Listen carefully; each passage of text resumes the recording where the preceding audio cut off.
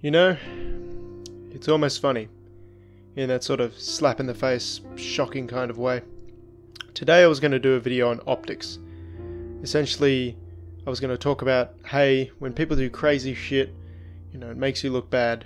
I was going to talk about the Karl Marx statue being vandalized over in the UK, and talk about, hey, look, this just makes everyone who's not a communist look unhinged, because we're just a bunch of vandals and shit.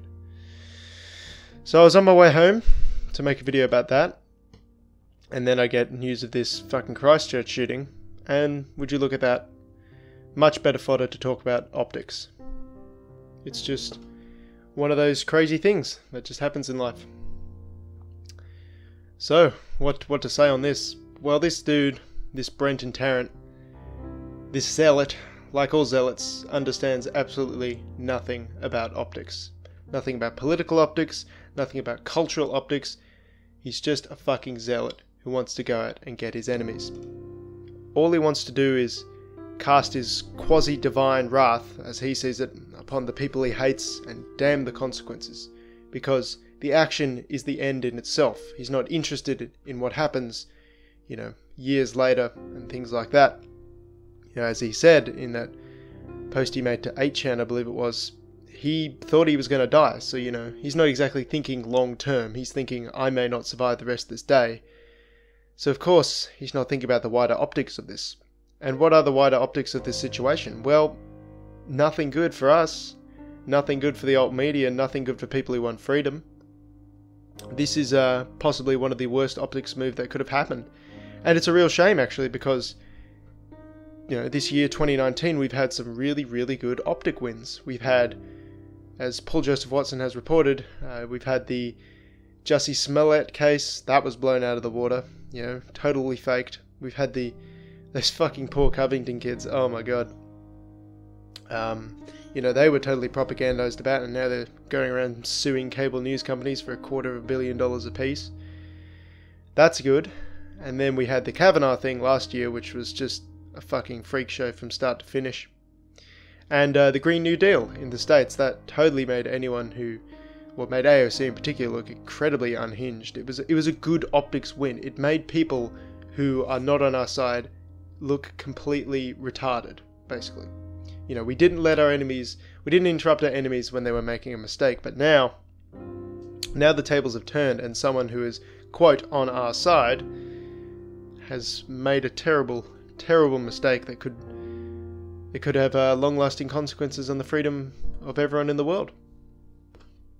And something that has been pointed out is that, oh, you know, look, this guy, he was out to kill Muslims, and that's really bad, of course, but if you think about the optics, they're even worse for Muslims, because think of all the terrorist attacks that have happened in Europe and that sort of thing. The casualty count is in the hundreds, there are thousands of people who have been injured. But we all know that the media treats essentially white people different to Muslims. They treat the Muslims with kid gloves, but they're not going to treat this with kid gloves. This will be brought up for years. That is my official prediction. Any way it can be tenuously linked to, it will be. Something that immediately came to mind is, assuming he stays in the next election, you know, Scott Morrison wants to close the borders. This is eerily reminiscent of Mr. Tarrant's rhetoric from, you know, last year's massacre and stuff like that. It's going to be brought up continuously forever, and it will hang over our heads for a very, very fucking long time. Which, considering his political stance as a self-proclaimed ethno-nationalist, it's bitterly ironic. You know, he probably, at a guess, wants to help white people, and in this manner he is not helping white people at all. He's making us look fucking violent and unhinged, and it doesn't help in his little memoranda, little memoir, little reasons why I'm going out to kill a bunch of people. He describes himself as an ordinary white person. You couldn't ask for a worse optics look, because that's going to be run with forever. Like, people are going to say, look, this is the average white person, he's a fucking hateful person. You know, regardless of how divorced this is from reality. There's other things to touch on as well. The fact that some of the live streaming he did was not only put on the internet, on Facebook and things like that, but also Bitchute. So you can expect a fresh wave of propaganda about alternative platforming sites full of Nazis and stuff like that. Increasing censorship of the internet, because, you know, people do crazy shit like this, and rather than just turn it off and not listen to it, as people are suggesting, you shouldn't really be spreading this dude's video around. It's just for attention. As I said, he's not thinking very long term, and every time you show the video just to get clicks on your article, well, you're just doing what he wants. So this could easily be used as another excuse to censor alt tech and the internet at large. In terms of guns, yeah, this is going to be New Zealand's Port Arthur. You can expect to have this brought up forever and ever. This will result in, it's going to be harder for New Zealanders as well as Australians, because the dude is Australian, so it is going to have some backlash in our own domestic policy because of his background. It's going to make it harder for them especially, but also us to defend ourselves. And we already have massive issues with that in Australia. You're not allowed to own firearms for self-defense. There's duty to retreat laws. Basically, if you can retreat, you should. And you can only use violence when applicable. And the applicability of violence is stupid. It's invented by politicians and bureaucrats who are surrounded by bodyguards and barriers of peace who probably never have to lift a finger to defend themselves in their life. So what ends up happening is you get people try to murder someone and they get hit back, or they're trying to steal from people and they get assaulted, and the people who defend their homes, their properties and their families get arrested.